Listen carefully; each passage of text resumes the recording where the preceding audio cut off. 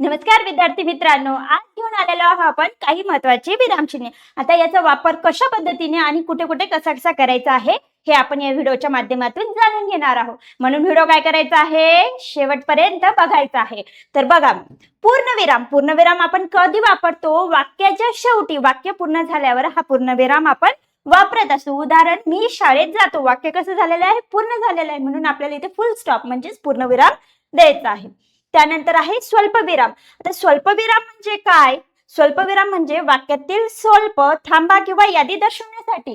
मग वाक्यातील काय आहे? स्वल्प यादी दर्शवण्यासाठी. मी, तू, ती बाजारात गेली. मग मी, तू, ती हे शब्द काय झाले?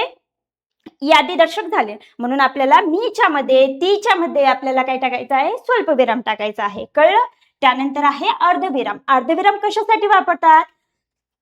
संबंधित वाक्यामध्ये थोडा मोठा थांबा दर्शवण्यासाठी. म्हणजे वाक्य जर मधातून तोडायचं आहे, थोडा जास्त मोठा थांबा दाखवायचा आहे, तर तिथे वापरायचं आहे आपला अर्धविराम. मग अर्धविरामचं उदाहरण काय आहे? उदाहरण, तो अभ्यास करतो पण तो खेळतोही.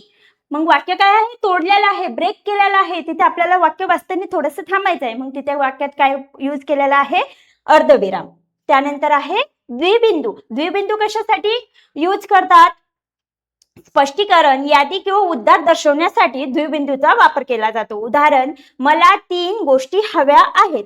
मग ते यादी दर्शवायची आहे आपल्याला. एखादी गोष्ट म्हणजे यादी किंवा दर्शवायची असेल आपल्याला, तर आपण तिथे या द्विबिंदूचा वापर करत असतो. मग याचं उदाहरण काय आहे? पुस्तक, पेन, वही. इथे काय दिलेली आहे? यादी दिलेली आहे. म्हणून सामानाची यादी, वस्तूंची यादी, प्राण्याचे थवा, पक्ष्यांचा समूह यामध्ये सुद्धा द्विबिंदूचा वापर केला जातो.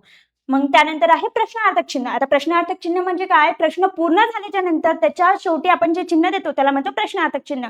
त्याचे उदाहरण, तू शाळेत जाणार आहे का? का म्हणजे काय आहे? इथे प्रश्न विचारलेला आहे. तू उद्या शाळेत जाणार आहे का? मग याच्या शेवटी लागणार आहे प्रश्नार्थक चिन्ह. त्यानंतर उद्गारवाचक शब्द. आनंद, दुःख, आश्चर्य म्हणजे असे भाव जर आपल्याला व्यक्त करायचे असतील तर तिथे उद्गारवाचक शब्द आपल्याला, चिन्ह आपल्याला वापरावं लागणार आहे. मग याची उदाहरणं काय आहे? अरे, अरे बापरे, अरे चा, अरे रे, आई ग. हे झाले त्याचे उदाहरण. या शब्दाच्या शेवटी आपण काय वापरणार आहे? उद्गारवाचक चिन्ह. त्यानंतर उदाहरण चिन्हे. उदाहरण चिन्हे काय आहे? कोणाचे शब्द तसेच दाखवण्यासाठी. आता उदाहरण चिन्ह म्हणजे काय? जर मी काय म्हणाले? प्रामाणिकपणा सर्वात मोठा गुण आहे. काय हे माझ्या तोंडून वाक्य निघालेलं आहे, जे ते जसेच्या तसे तुम्हाला सांगायचं आहे. मग आता इथे आपण कोणत्या चिन्हाचा वापर करतो? उदाहरण चिन्हाचा वापर. मग मी म्हणाले म्हणजे शिक्षक म्हणाले, प्रामाणिकपणा सर्वात मोठा गुण आहे. मग हे काय आहे? उदाहरण चिन्हाच्या मध्ये घ्यायचं आहे. कोणतं वाक्य? प्रामाणिकपणा हा सर्वात मोठा गुण आहे. त्यानंतरचा आहे आपला कंस. कंस कशासाठी? एखाद्या गोष्टीविषयी, एखाद्या शब्दाविषयी, वाक्याविषयी अतिरिक्त जर माहिती तुम्हाला दाखवायची आहे तर त्यासाठी आपण वापरतो कंस, म्हणजे आपला ब्रॅकेट. मग त्यामध्ये आता इथे उदाहरण काय दिलं आपण? पंढरपूर सोलापूर जिल्ह्यामध्ये आहे. पंढरपूर हे गाव कुठं आहे? सोलापूर जिल्ह्यामध्ये. मग पंढरपूर विषयी अतिरिक्त माहिती दिली, ते कोणत्या जिल्ह्यामध्ये आहे? म्हणून सोलापूर जिल्हा हे आपण काय घेतलेलं आहे? कंसामध्ये घेतलेलं आहे. त्यानंतर आहे दंड. शब्दामध्ये किंवा वाक्यातील विभाग दर्शवण्यासाठी दंड या चिन्हाचा आपण वापर करत असतो. त्याचे उदाहरण, राम, श्याम हे भाऊ आहेत.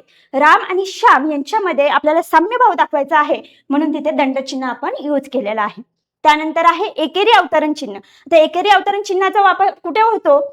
मी उदाहरण अथवा विशेष शब्द दाखवण्यासाठी. आता एखादा शब्द, उदाहरण काय दिलं आहे? शिक्षकांनी प्रगती हा शब्द समजावला. शिक्षकांनी कोणता शब्द? विशेष शब्दाविषयी माहिती सांगितलेली आहे. प्रगती हा शब्द समजावून सांगितलेला आहे, म्हणून इथे प्रगती हा शब्द कसा दिलाय? एकेरी अवतरण चिन्हामध्ये तुम्हाला दिलेला आहे. त्यानंतरचा आपला आहे त्रिबिंदू. आता हे त्रिबिंदू कशासाठी वापरतात? तर वाक्य अपूर्ण सोडण्यासाठी किंवा पुढे सुरू आहे हे दर्शवण्यासाठी त्रिबिंदू चा वापर करत असतात. मग तिथे उदाहरण आहे आपलं, तो म्हणाला, मी येतो पण केव्हा येतो सांगितलं का? वाक्य अधुरा आहे, पुढे कंटिन्यू करणार आहे त्या वाक्याला तो, म्हणून त्यांनी सांगितलं मी येतो. इथे कोणतं चिन्ह वापरावं लागणार आहे? मग आपल्याला त्रिबिंदू. बघा, असेच काही महत्वाचे व्हिडिओ जाणून घेण्याकरिता सर्व शालेय स्पर्धा परीक्षेपासून ते एमपीएससी लेवल पर्यंत असे व्हिडिओ तुम्हाला, असे प्रश्न तुम्हाला येत असतात. तर मग अशाच नवनवीन व्हिडिओ जाणून घेण्याकरिता आजच विश्व भरारी या चॅनलला सबस्क्राईब करा, व्हिडिओला लाईक करा आणि इतरांपर्यंत शेअर करा. तोपर्यंत थँक्यू.